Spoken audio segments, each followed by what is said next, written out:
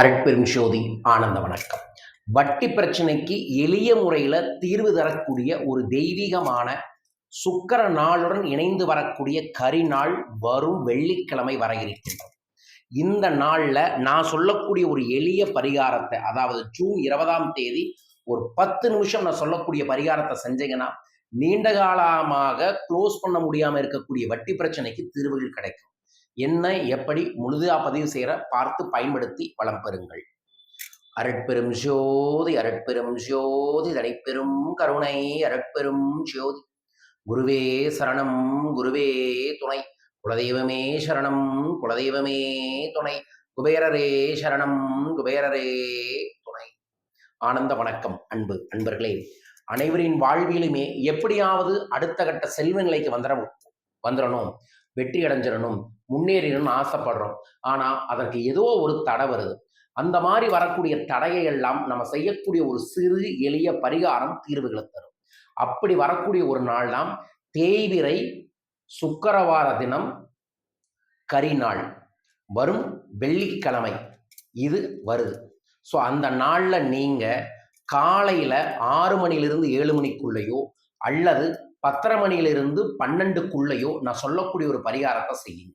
என்ன செய்யணும் அப்படின்னா, நீங்கள் இப்போ கடனுக்கு வட்டி திருப்பி கொடுத்துட்டு இருப்பீங்களே, கடன் 10 லட்சமாக இருந்தாலும் வட்டி ஒரு 5,000 ரூபாய் 7,000 ரூபாய் 10,000 கொடுத்துட்டு இருப்பீங்களே, அந்த வட்டியில் ஒரு சிறு தொகையை நான் சொன்ன இந்த 2 நேரத்தில் திருப்பி கொடுக்கணும்.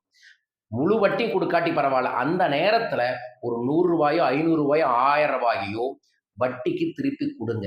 கொடுக்கறதுக்கு முன்னாடி நீங்கள் உங்கள் வீட்டில் கல்லுப்பு தட்டில் பரப்பி சென்ட்ரலில் ஒரு நெய்யில் அகழ்விளக்கு ஏற்றி அதற்கு முன்னாடி உங்களோட மொத்த கடன் பிரச்சனையை பிரியாணி இலையில் எழுதி ஒரிஜினல் புணுகு தடவி அதில் சந்தனமும் குங்குமம் வச்சு அந்த விளக்குக்கு முன்னாடி வச்சிடணும். வச்சதுக்கு அப்புறம் முதல்ல ஓம் கம் கணபதே என்கின்ற மந்திரத்தை 27 முறையும், அதற்கப்புறம் நம்மை காக்கும் தெய்வம் நம் குலதெய்வம் தான்.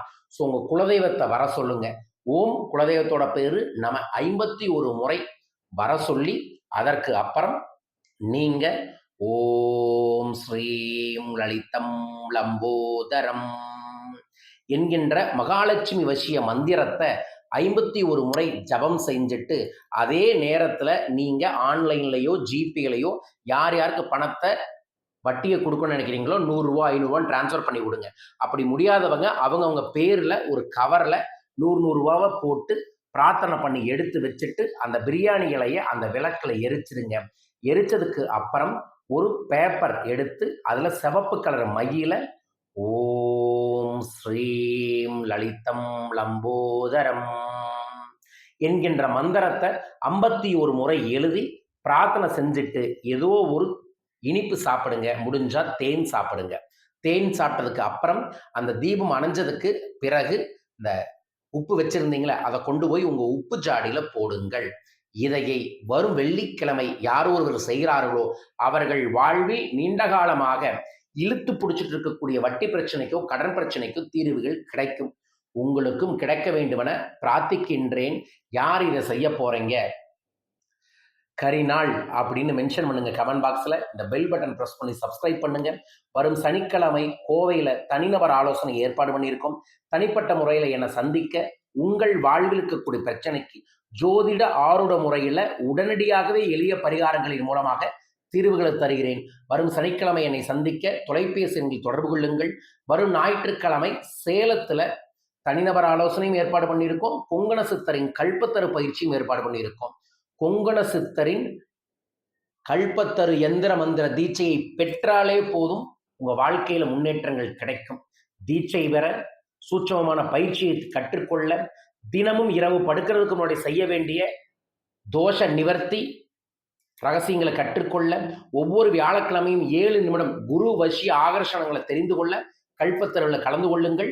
விவரங்களுக்கு தொலைபேசி எண்களில் தொடர்பு கொள்ளுங்கள். மீண்டும் ஒரு அற்புத பதிவில் உங்கள் அனைவரையுமே சந்திக்கின்றேன். அனைவருக்கும் அனைத்து விதமான செல்வங்களும் அபரீதமாய் பெருகட்டும். வாழ்க வையகம், வாழ்க பணமுடன். நன்றிகள் கோடி.